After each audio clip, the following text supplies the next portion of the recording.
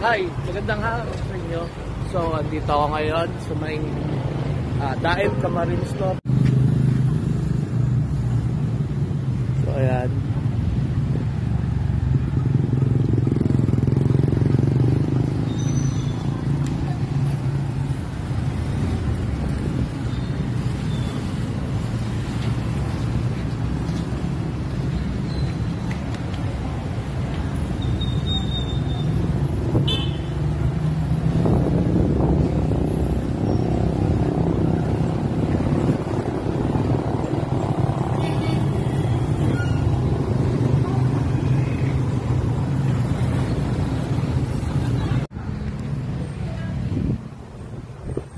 So, ayun, magandang araw sa inyo, mga ka-farmer, no? Andito ako ngayon sa Daet, Camarines Norte, kung saan natin matatagpuan ang pinakamatandang monumento ni Rizal.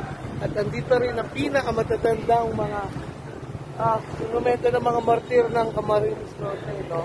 Tara, samahan mo ako. Okay? Ito, makikita natin. Sama kita, halika rito.